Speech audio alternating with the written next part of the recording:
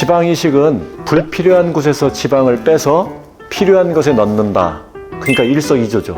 지방이식에서는 가장 중요한 것은 사람들이 생착률이라는 이야기를 많이 해요. 근데 더 중요한 것은 생착률이 아니라 얼마나 아름답게 주입했느냐가 더 중요합니다.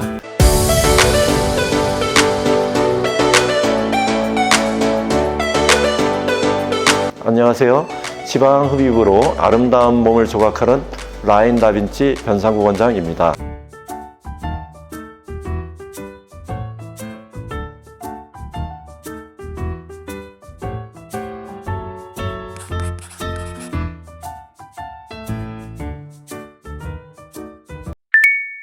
지방이식은 불필요한 곳에서 지방을 빼서 필요한 것에 넣는다. 그러니까 일석이조죠. 두 가지가 가능해진 거예요. 그래서 내가 예를 들어서 가슴에 지방을 넣어야 되겠다 라고 했을 경우에 불필요한 허벅지 지방 흡입을 통해서 가슴에 넣는 거죠.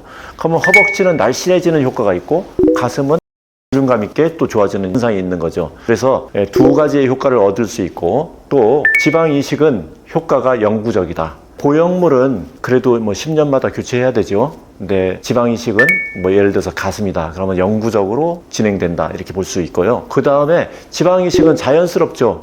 이건 인공물이 아니기 때문에 자연스럽고 우리 인체에 부작용이 거의 없다라는 걸 볼 수 있습니다. 그 다음에 고형물 같은 경우는 절개 흉터가 좀 커지죠. 근데 지방 이식은 흉터가 주사바늘 자국이기 때문에 거의 흉터가 없다. 이식 부위에.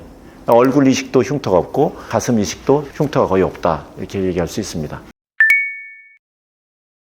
지방 이식에서는 가장 중요한 것은 사람들이 생착률이라는 이야기를 많이 해요. 근데 더 중요한 것은 생착률이 아니라 얼마나 아름답게 주입했느냐가 더 중요합니다. 예를 들어서 얼굴에 볼륨 이식을 했는데 마음에 안 들어. 너무 안 예쁘게 됐어. 그런데 생착률이 좋아가지고 빠지질 않아. 이거 어떻게 할 겁니까? 전제 조건이 먼저 예쁘게 됐을 때 이게 오래 가야 되는 것이죠. 그래서 전제 조건은 가슴이면 가슴이 부드럽고 자연스럽게 됐느냐, 얼굴은 얼굴의 지방 이식이 마음에 들게 누가 봐도 볼륨감 있고 호감 있는 모습이 잘 만들어졌느냐, 이게 원칙이고요. 두 번째로는 주입된 지방이 오래 잘 보존돼야 될 거 아닙니까? 그래서 가슴 지방 이식 같은 경우에는 탑라인에서는 브라바라는 것을 사용함으로 인해서 영구적인 생착률을 좀 올리고 있습니다. 그리고 이거는 세계적으로 호평을 받는 방법입니다. 그리고 두 번째로는 파미 지방 이식을 통해서 생착률을 증가시키고 있습니다.